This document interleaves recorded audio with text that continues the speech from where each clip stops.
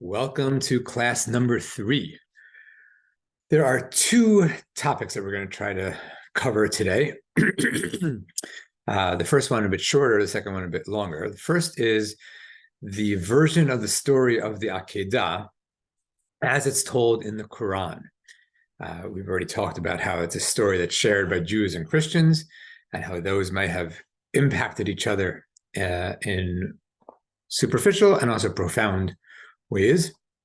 And today we're going to talk about the version as it's found in the Quran and a little bit about how Jewish and Muslim readings of the story affected each other. The second topic, which we'll turn to afterwards, really not directly related, is the tradition of criticizing Avraham Avinu, the patriarch Abraham, and his decisions and actions in this story. And when I say criticism, I mean the tradition within traditional Jewish texts. So we'll talk more about where we find this in a bit. Let's start with the Quran. You have a picture of the Quran in front of you, but the Quran is broken up into chapters, of course. The chapters are called surahs, and the story of the Akedah is found in Surah 37, which is, or this section at least, comprises a number of greatest hits of people of faith of history, where the speaker of the Quran, that's God, that's Allah, tells of these wonderful people of the past who did transcendently significant acts of faith and showed their faithfulness, and in return were rewarded. So in verse 83, as you see in front of you, among his kind was Ibrahim in Arabic. He came to the Lord with a sound heart. When he said to his father and his people, "What do you worship?" And he said, "Do you worship that which you yourselves carve? Well, Allah created you and that which you do." They said, "Construct for him a furnace and throw him into the burning fire." So this is a story that's found in Midrashim as well, that Abraham, when he was yet a boy or a young man, came to his father and the people of his father's town and challenged them about their practice of literally idol worship. In other words, the worship of gods through idols, through statues, mocking the idea that anything that we have made with our hands could possibly be divine or a seed of the divine. And in response, Abraham was thrown into a fiery furnace. It's actually a fascinating story of this midrash and where it came from in the text and what clues in the text gave rise to it. But for now, we'll just note that this story that's known to us from midrash is also in the Quran as a story about Abraham. And we're going to look at a couple of illustrations, Islamic illustrations, in a couple of minutes of the story of the Akedah. But right now, note that under the story of the Akedah in this 16th century manuscript, we'll come to the top in a bit, but under it is this picture of Ibrahim, in that fiery furnace, being protected by God from the flames that were set to consume and kill him. So Abraham doesn't fear and asks, "My Lord, grant me a child from among the righteous." So we gave him good tidings of a forbearing boy. A boy who's halim, the Arabic says, patient, studious, all sorts of wonderful characteristics that this boy has. When he had reached the age of exertion, so now that boy grows up, and Abraham says, "Oh, my son, I have seen in a dream that I sacrifice you. What do you think?" So let's just note, he sees in a dream that he is sacrificing his son. "What do you think?" he says to the son. And the son says, "My father, do as you are commanded. You will find me, if Allah wills it, of the steadfast." If Allah wills it is inshallah, which you hear often as a term of in Arabic. If God wills, God willing, you say in English, or Be'ezrat Hashem in Hebrew, inshallah. So that's in this verse. And the son is a willing participant. "I am of the steadfast," says the son. So they had both submitted. Walama Islama.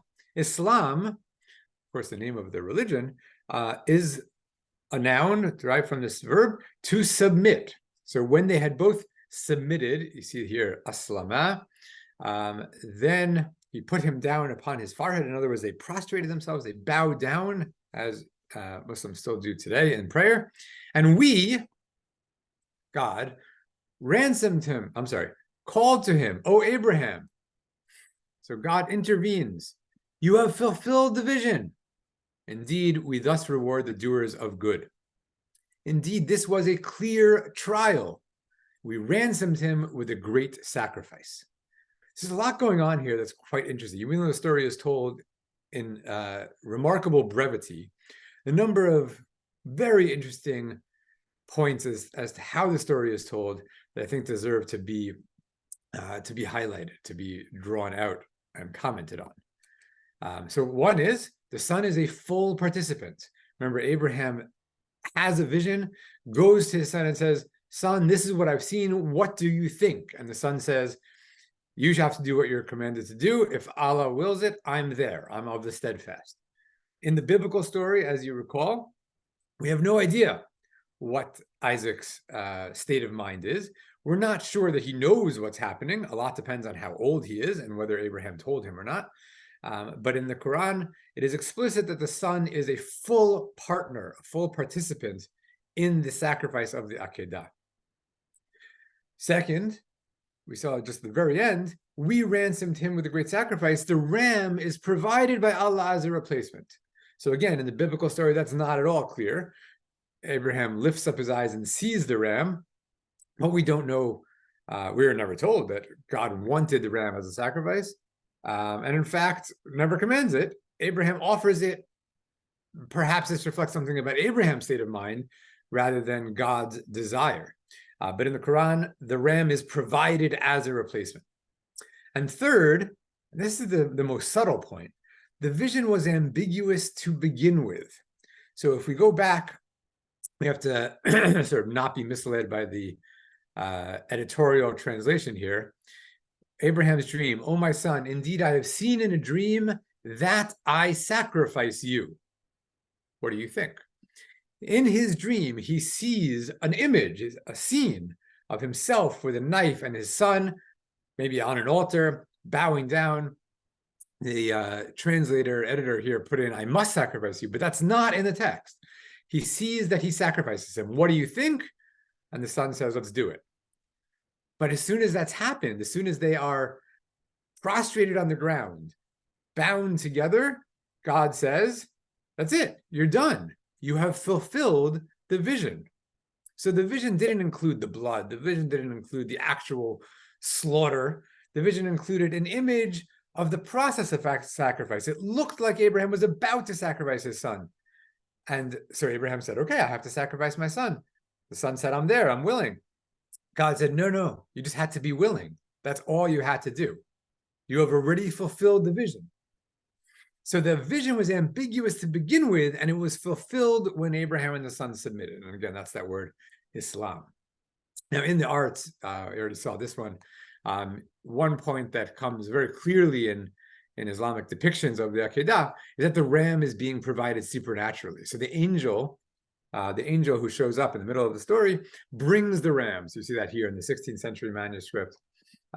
Here is another 16th century manuscript. Again, you see the angel coming down with the ram in hand. The ram was not, the Mishnah in Avot we've touched on says that the ram was created bein hashmashot of the sixth day. In other words, the very, very end of the week of creation, just before Shabbat began, God created that ram and it was waiting there.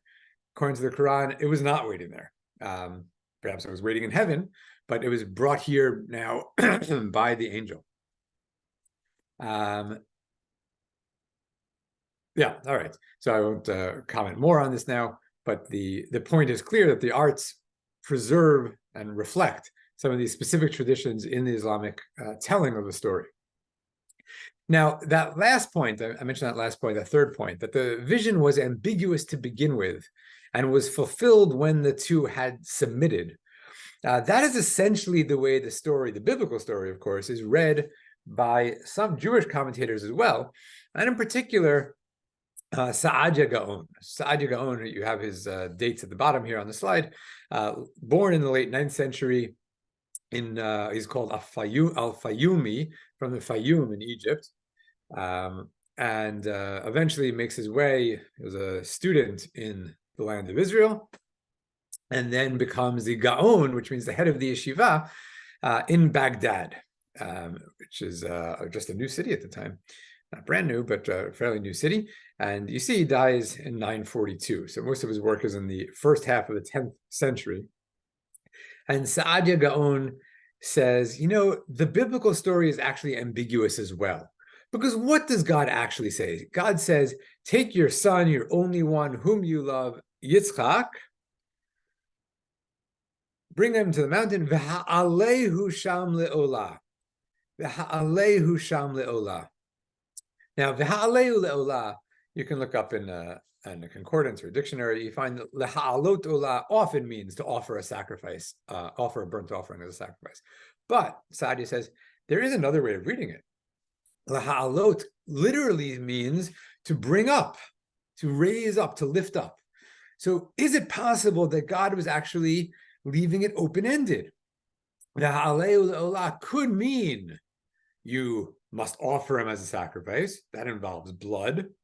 Or it could mean lift him up as an offering. Just put him on the Mizbeach. And this is already found in a Midrash in Breshit Rabbah that says, God simply said to him, oh, you thought I meant for you to slaughter him? No. I simply meant put him up, and then take him down. And that seems a bit far-fetched, but it's actually the same basic reading that we found in the Quran as well. And Saadia Gaon takes this as the pshat, takes this as the important point. The straightforward reading of the text is exactly that it was ambiguous to begin with. I wonder whether Saadia, who we know read the Quran, he quotes it in his philosophical work, I wonder whether he was, although it is again in the Midrash, whether he also found it in the Quran and then read it back and said, yeah, that's actually a good way of understanding it. Because there is a philosophical problem for someone like Saadia, who is a philosopher. There is a problem with the Akedah. There are, of course, many problems with the Akedah, but one particular theological problem with the Akedah, which is not about ethics or morality. It's how could God change God's mind? Does that even make any sense? Can God change God's mind? Does God have a mind? Does God have an opinion that could be different on a Wednesday than on a Tuesday? Does that make any sense? And the answer is, for Saadia, no, that makes no sense whatsoever. God is not thinking about things and coming to an opinion today, but might think something different tomorrow, feeling one way today, perhaps God will feel differently tomorrow. That is not the way God works for someone like Saadia and other philosophers of the Middle Ages.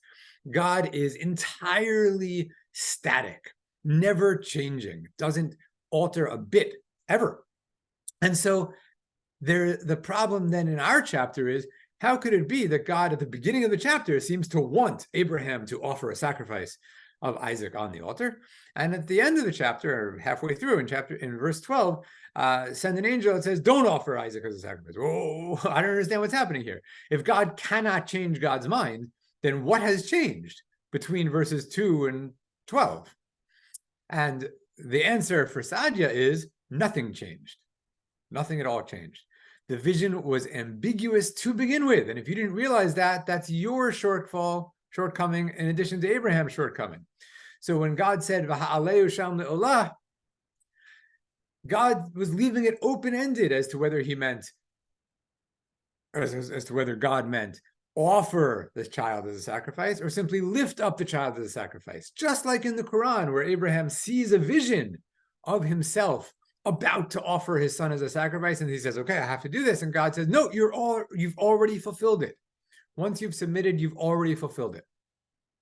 So I can't be sure that this is actually an example of the Quran influencing Saadia's reading of the Akedah. Certainly philosophically, this interpretation solves a problem that Saadia and others had with the Akedah, which is how God's mind could have been changed. And I think it's really interesting that a Jewish philosopher in the Islamic world, like Saadia, winds up reading the Akedah, the biblical story, in a way that brings it more in line with the Quranic story. One last point about the Quranic story: who is the son? Who is the son? This is of course a question that people love to talk about. You just read the entire story of the Akedah in the Quran, and you notice that the son was never named. Now, if I had asked you at the end of that story, which one do you think it is? My guess is you would have said Ishmael for two reasons. One is Muslims, Ishmael does not make sense. That's not a great argument. Second, better argument, in the story, in this sort of very small, short biography of Abraham, Abraham gets a child, and then immediately this story happens, which suggests that it's his first child. In fact, if we pick up the story, we'll just read a couple more lines. We left him favorable mention among later generations. Peace be upon Abraham. Salam ali Ibrahim. And thus we reward doers of good. And we gave him good tidings of Isaac. And then we gave him another son. It sounds like another son. We blessed him and Isaac. So here Isaac actually shows up following the story of the Akedah. And that certainly makes it sound like the son in the earlier story was Ishmael. But interestingly, for the first 200-300 years of Islamic commentary on the Quran, it is a major point of contention, trying to argue about which son it is. There are many commentators who argue, look, this is not in chronological order. Even though Isaac is mentioned a few verses later as being a newborn, he could have been there earlier. The story, just like the Torah is not in chronological order, the Quran is certainly not in chronological order. And in fact, it's about 50-50 among early Quranic commentators as to who the son is, whether it's Ishmael or Isaac. It's really striking that the name is never given in that entire story. But by the later Middle Ages, by the 13th century or so, the side that argued that it was Ishmael was ascendant. And at this point, not just at this point, but for the last half millennium or so, it is a matter of common Muslim belief that the son of the Akedah is in fact Ishmael. So it's entirely accurate to say that Jews take it to be Yitzchak. It says so explicitly in the Bible in Genesis 22, whereas Muslims take it to be Ishmael. But that is true today. If we went back 1,000 years or 1,200 years, we would find many Muslims who actually who would have agreed with the Jews that the son in the story of the Akedah was in fact Yitzchak. Okay, good. Now we're going to switch gears and go to that second topic, the criticism of Abraham. So I said we were going to talk about traditional text. This is obviously not a traditional Jewish text, but it is a sharply cutting text. Yeah, and I'll say that I am recording this right now on the 18th of October. It's been 11 days since the horrible day of 7th of October, Simchat Torah in Israel. At this point, there is no Israeli invasion of Gaza.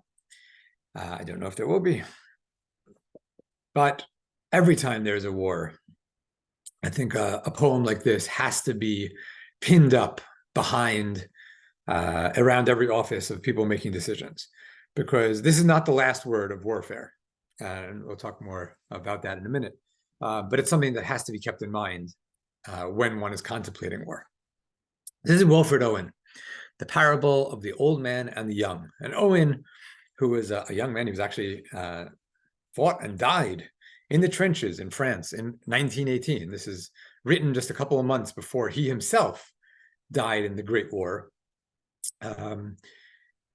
Was an up-and-coming poet at the time, but his poetry was collected and re-edited after his death, and he became, so to speak, the voice of the British soldiers.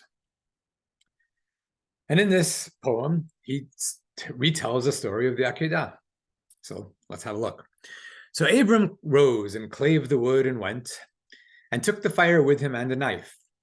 And as they sojourned, both of them together, Isaac the firstborn spake and said, My father, behold the preparations, fire and iron, but where the lamb for this burnt offering? Then Abram bound the youth with belts and straps, and builded parapets and trenches there, and stretched forth the knife to slay his son. When lo, an angel called him out of heaven, saying, Lay not thy hand upon the lad, neither do anything to him. Behold, a ram, caught in a thicket by its horns. Offer the ram of pride instead of him. But the old man would not do so, but slew his son, and half the seed of Europe, one by one. And this is a chilling poem. We get the sense that this is not just a biblical retelling when Isaac asks about the iron, and then Abram binds the youth with belts and straps and build parapets and trenches. But of course, the most chilling part is the end, where there is a twist in the plot. And suddenly it becomes clear that the old man is the old men in all the capitals of Europe who are deciding whether or not they would go to war, how long they would prosecute this war, who they would send to war, how many they would send to war, whether it was worth still fighting this war. And in this story, unlike Abraham, the old man won't step down, won't back off of the imminent sacrifice of his son. Despite the opportunity to kill the ram of pride instead, the old man would not do so, but slew his own son. And I'll mention that this is psychologically a profound point about the need to back off sometimes and what it means that Abraham did. Rabbi Norman Lamb, who was the president of Yeshiva University, gave a sermon back in 1969, a year that we'll come back to in a moment, on Rosh Hashanah, on the new year, when the Akedah is read. And he discusses the Akedah in the context of the Vietnam War. And he argues that the high point in Abraham's spiritual development, that the high point in his religiosity in this story is not the fact that Abraham is willing to offer his son as a sacrifice. It's that he's willing to stop when God tells him to stop. And this is a claim that's been offered by other interpreters in the 19th century, and I hope that in the next class we'll come back to it from a different perspective. But Rabbi Lamb says, this is such a challenging point for all of us to think about, because it's hard enough to get ourselves to do things that we know we ought to do when they're difficult. But what happens when we're then asked to stop? After we've finally gotten ourselves the motivation to do what we need to do, and then someone says, actually, that's not what's needed. Rabbi Lamb says, I don't know. I won't offer an opinion as to whether invading Vietnam was the right thing to do. But right now, the only reason the Vietnam War is still going on is that the leaders are not being like Abraham. They're not realizing that sometimes the highest calling is to do nothing, is to stop and withdraw and pull out. And that's Owen's point as well. The old man would not so, but slew his son, and half the seed of Europe one by one. All they had to do was offer the ram of pride, but pulling back was just not psychologically, emotionally possible for them. Unlike Abraham. I think that's, again, it's not just a reuse of the Akedah. It's very insightful about the Akedah itself, because it points out what Abraham did do that maybe we would take for granted. We might think, when God said when the angel said, don't offer your son as a sacrifice, he said, thank God. But actually, at that point, when Abraham had finally gotten himself willing to do it, it must have taken all of his emotional power to stay his hand and offer the ram instead. Now, in a similar vein, Leonard Cohen, who we'll come back to in a couple of weeks, in one of his blunter songs, actually, and a song that we will analyze in more detail in a couple of weeks, says, again, 1969, though you who build these altars now to sacrifice these children, you must not do it anymore. A scheme is not a vision, and you have never been tempted by a demon or a god. So this is already drawing a line, right? He says, Abraham is fine. He did have a vision. He was tempted by a god, or at least a demon. But you people in the capitals, you're declaring war. You've never seen a vision. You've never been tempted by even a demon. You stand above them now, your hatchets blunt and bloody. You were not there before when I lay upon a mountain and my father's hand was trembling with the beauty of the word. In Israel, this is a motif that's been picked up as well. And I should say that the reason the Akedah gets pulled out every time there is a war is because of that dynamic that Owen put his finger on. Virtually every war involves people too old to fight, back in the relative safety of their offices, deciding that there is a cause so great that people should die for this cause. But when I say people, I don't mean me. So people should die for the cause, and I'm going to send other people to do it. And those people are young people. So the dynamic of a older person, older could mean 40s, could mean 50s, could mean 60s, could be 80s, could be 100, that doesn't really matter, but too old to be the warriors on the battlefield. But these older people, they have the values. They have decided that these principles are important. And when I say that, I don't want to be understood as disagreeing. Maybe they are. Maybe I would make the same decision. But they are the ones who have made that decision, that these principles are so important that we have to fight to the death for them. And therefore, those people, those young people, will die. And that dynamic, even if it's just, and even if it's necessary, and I'll leave as an open question as to whether it's necessary, but even if it is, it evokes exactly the story of the Akedah. Because here you have a man who has a vision, who has a belief that God wants a certain action, and through this action, someone will die, but it's not him. And that is in itself cause to stop and think. Now, it doesn't mean that it's not true. It doesn't mean that Abraham is wrong. But it does mean we need to think extra carefully. Because if someone is willing to die for a cause, that is essentially up to them. But if someone thinks that someone else has to die for this cause that I believe in, that is not up to them. Then we have to ask them, hold the mirror up in front of you and ask, are you really sure that this is needed? Because that person, typically that kid, that 19-year-old, is going to be dead tomorrow because of your principled beliefs. If you're sure, it's the way it works, but you have to be sure. Chaim Guri, a 1960 Israeli poet, actually draws our attention to the ram. Ha'ayil ba'acharon.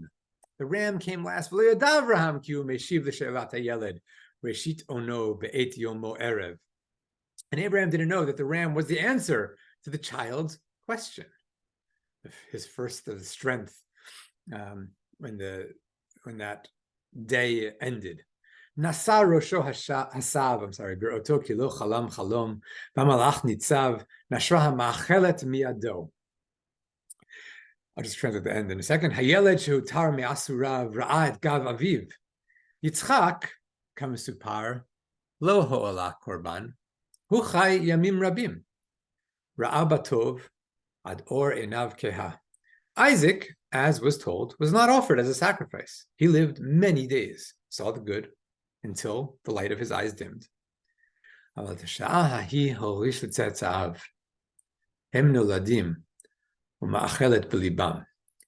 this hour, he, Isaac, bequeathed to his descendants. They are born with a knife in their hearts. And I won't try to unpack exactly what Guri means with that image, but for any Israeli, certainly in the 1960s, but unfortunately still true today, the idea that we are born with a knife in our hearts, a ma'achelet, the loaded word for knife that's used only in the story of the Akedah and one other place, the ma'achelet is still in our hearts. That's a searing image. This story has never left us. Now, those were, of course, all modern poems. What about in ancient times? Well, here's what's fascinating. Here's a poem from 1,500 years ago, a synagogue poem, a piyut, written by one of the Jewish people's greatest religious poets of all time, often called HaKalir, or his official name, Rabbi Elazar Rabbi Kiliri. And in a poem he wrote for Shavuot, he tells a story, which I won't belabor now, that the Torah was written, existed thousands of years before the creation of the world, and therefore was waiting around for the appropriate person to be given to once the world was created, once there was humankind. So in the story, the poem gets to Abraham, introduces us to Abraham, and God says, this person's wonderful. Delighted in him, rejoiced and cheered. I found a book of Torah. So God said, okay, Torah, here's someone to go to. I will give you to Abraham. But the Torah answers and says, I don't know, God. I don't think I can go to Abraham. Because look, the young man with whom you graced him when his strength was spent, he bound on the wood of the altar. This is Elem asher chananto bechlot kocho, akado atzei mizbecho. Arrested for 3 days, he offered his chick. It was pleasant. His offering was accepted. He became great. His reputation spread throughout the land. But, so what's wrong with that all? That sounds great, right? He listened to God. He did what he was supposed to do. He became famous for it. But, line 211 here, Inyan kirachem aval banim b'shochecho atifat techina he'alo la'aroch b'sicho. Abraham forgot how a father is supposed to have mercy on a son. A prayer or a plea he should have offered. Torah says, look, Abraham's a wonderful person. I get it. He listened to you. He's obedient. He's faithful. He fears God. All of this is fantastic. I'm impressed. But although he is perhaps the most faithful person I've ever seen, he failed as a father. He failed as a parent. He didn't have to disobey. He didn't have to say, no, God, I won't do it. He just had to say, God, please spare my child. Isn't there another way? He didn't even ask. Not a word of protest came out of Abraham's mouth. How could that be? How could that be? What kind of person, what kind of parent gets the command to offer the child and walk silently for 3 days? I get it, a very faithful person. But a person who is so faithful that they neglect their basic duty as a parent to not even argue, not even pray, that's not the kind of person who can accept the Torah. This is an amazing, amazing line, because it's the reason, according to the Kaliri, that the Torah does not go to Abraham. So it raises all sorts of other questions about the Torah and the values. But this is said in the synagogue 1,500 years ago. You know, we sometimes think like, oh, today we're cynical. You know, today we sit there in the synagogue and we listen to the Torah reading. We're like, what do you think about that? And can you believe that? But back then, everyone was pious. So maybe back then people were more serious. Maybe they wouldn't have laughed in the synagogue. I don't know. But certainly they read the story with the same critical eye that you do. The poet of the Jewish people 1,500 years ago, Kiliri, looked at it and said, this story cannot just go unchecked. We can't read the story and say Abraham's amazing. Abraham's amazing in one sense, but he's deeply troubling in another sense. And I think that's really important to remember. This is not just us, modern people, jaded by our contemporary lives, that bring a critical eye to the Torah. Jews have always done this, and that's actually part of what it means to learn Torah, is to ask deep, searching questions. Now, I want to argue that actually the Torah itself sets up this question, because if we read the story of the Akedah in context, we realize that it comes after Genesis 22. It comes after Genesis 21. In Genesis 21, we have another story, and on Rosh Hashanah, for those who celebrate 2 days of Rosh Hashanah, Genesis 21 is the Torah reading on the first day. Genesis 22 is the Torah reading on the second day, and Genesis 21 contains 3 stories, one of which is the banishment of Ishmael. When Ishmael and his mother Hagar are kicked out of Abraham's house at the request of Sarah, and then at the encouragement of God. And when we read those stories, and I'll show you some of the lines in a second, when we read those stories, that story, and then we read the story of the Akedah, we realize that these two stories have a tremendous amount in common. In the level of detail and the basic plot, they are absolutely mirror images of each other. So in both of them, God tells Abraham that he needs to get rid of his son, banish Ishmael, kill Yitzchak. In both of them, Abraham wakes up early in the morning, Vayashkem Abraham baboker, and takes his supplies. Again, both of them have the same line. In both of them, the child is about to die. Ishmael is about to die of thirst, and Yitzchak is about to be killed. Now, Hagar, this is I think it's an amazingly evocative portrait by the Israeli artist Adi Ness in his series on biblical portraits from about 17 years ago. And this is called Hagar. And you see the mother all by herself, hand outstretched, left hand outstretched, right hand covering her mouth, forlorn, looking off in the distance. I think when I see this portrait, I think of the line that we say in Tehillim, that we have in Tehillim, Esa einai leharim, me'ayin yavo ezri. I look to the mountains. Where will my help come from? And that's the feeling I get from this portrait, Hagar.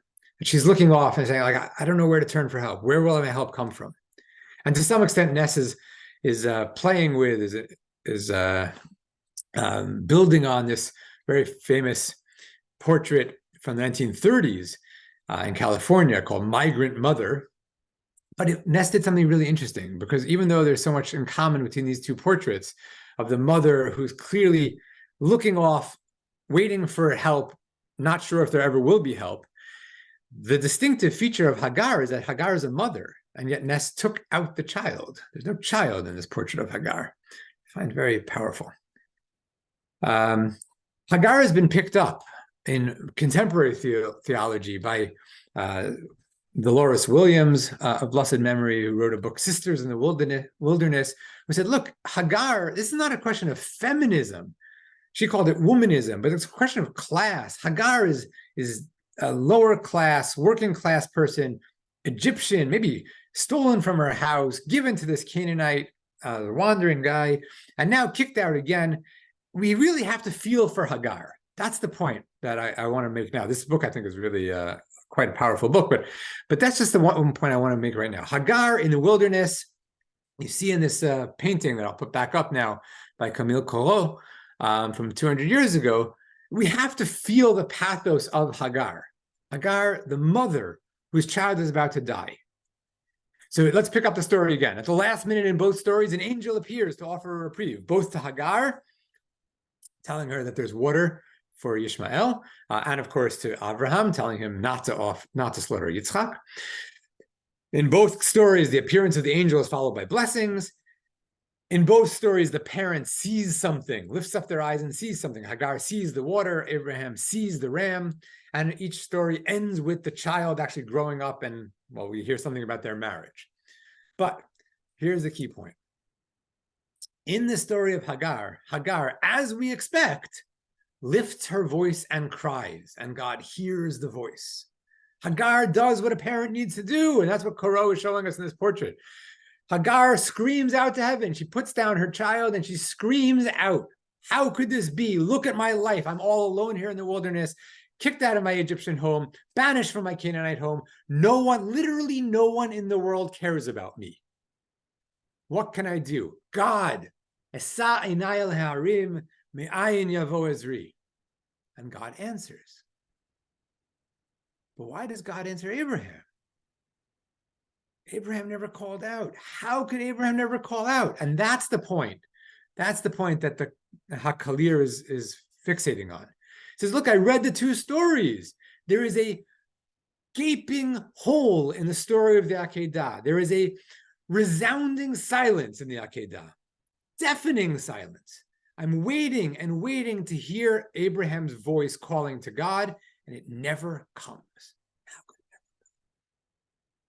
So I put this in the chart form just so you see all the parallels. But the key, of course, is that empty cell over there. Because here is that last line. You have the parent crying to save the child. God hears the cries. You have that with Hagar. And there is no parallel with Abraham. There's just nothing there. How could that be?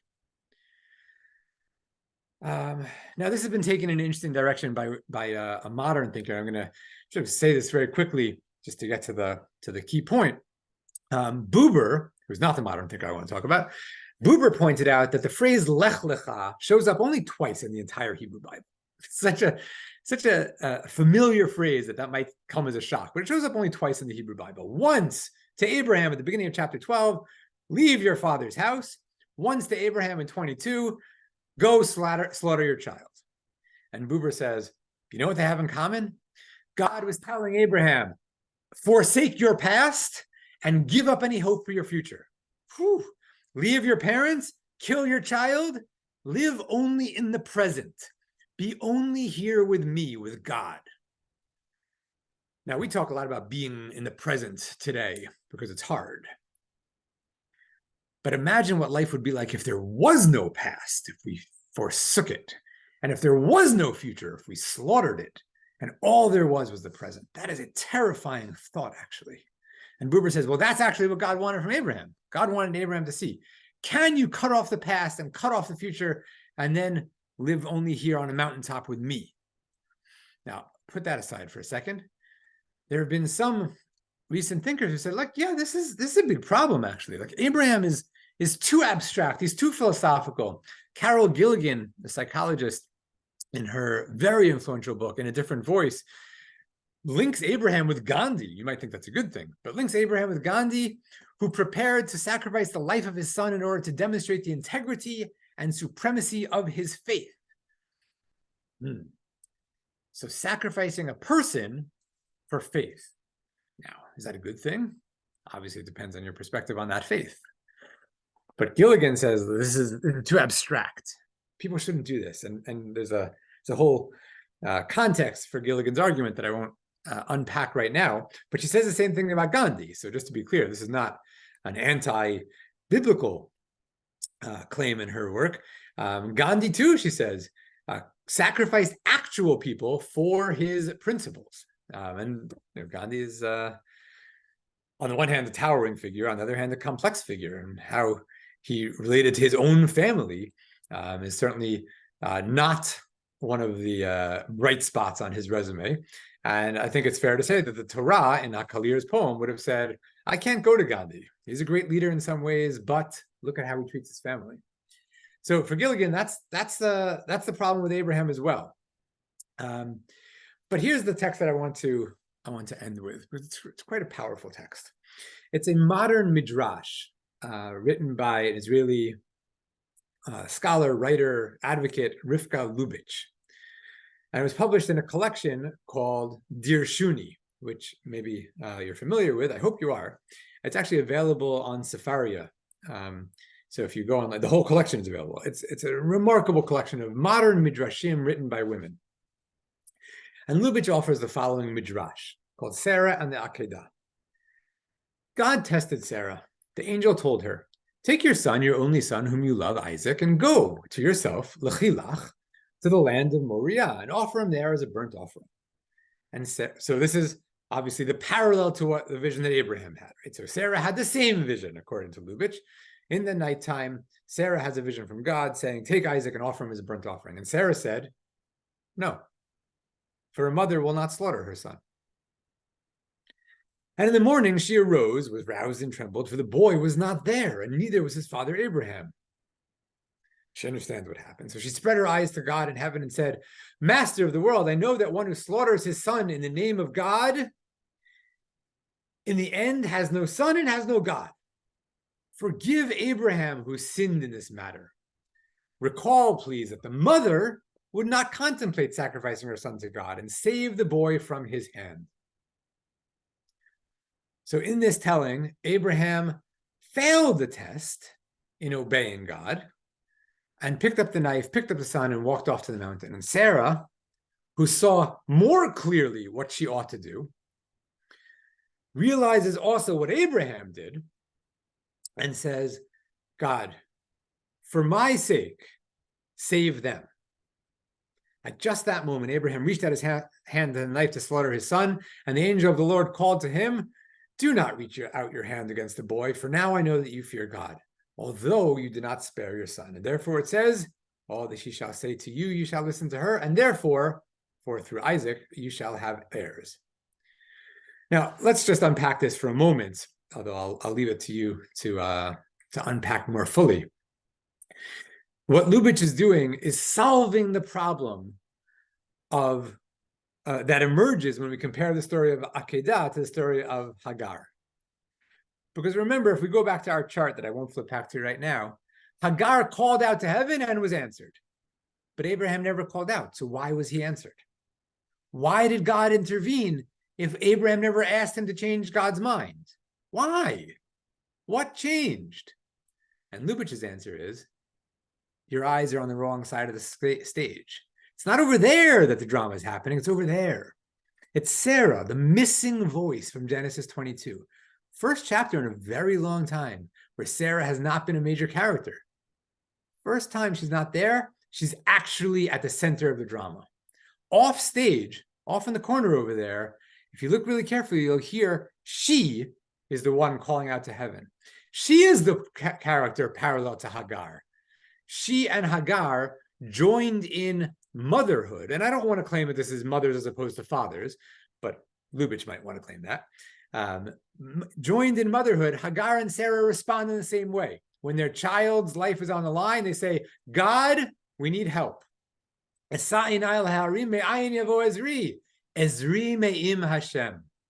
My help has to come from heaven. Hagar got that, and Sarah got that. But Abraham never offered that prayer. Now, I think there's more to unpack in this midrash, this modern midrash. I think it's quite a powerful one, and it actually brings together a number of the lines of thought that we've been dealing with today. But I want to end with just one more observation. Let's go back to Buber. Buber said, the first test, Lech Lecha, was cutting Abraham off from his father's house. The last test was, and now give up any hope for the future. But that last test isn't carried through. At the end of the story, he does have a son. He does have progeny. He does have a future.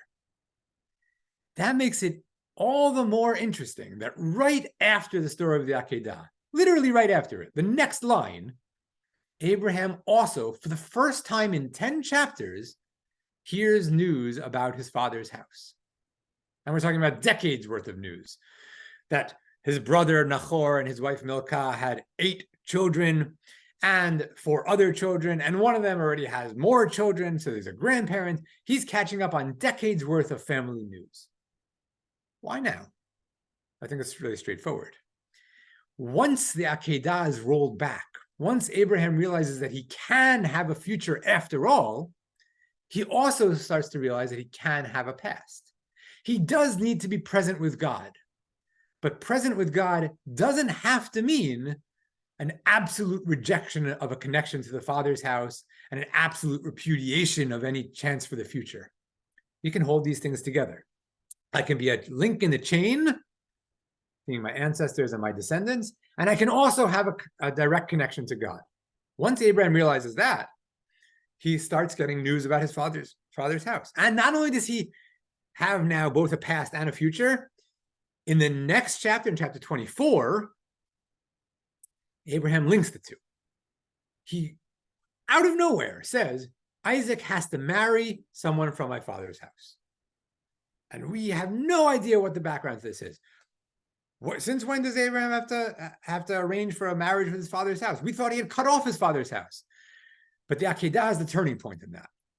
Buber's point that the two stories, the two Lech Lecha stories, were essentially severing Abraham from the past and the future, that has to be understood as the Hava Amina, as the first thought. But the end of the Akedah says, actually, that's not true anymore. Actually, Abraham can be connected to the past and to the future, and at the same time, Abraham can connect the past and the future. Isaac can marry someone from Haran, can marry someone from his ancestral homeland, thereby linking the past, the present, and the future along with God. Okay, so a lot has gone into this story and sort of unpacking it, a lot of different lines of thought. I hope they've come together in a more or less coherent way in your heads. Of course, some of these texts deserve much more time than we were able to give them today, and I hope that you will give them those time. I hope that you will take some of these texts and just ponder them, think them through. There's much more to think about that these texts provoke in our thought and can provoke in our thought, and I hope you'll take some of that time this week.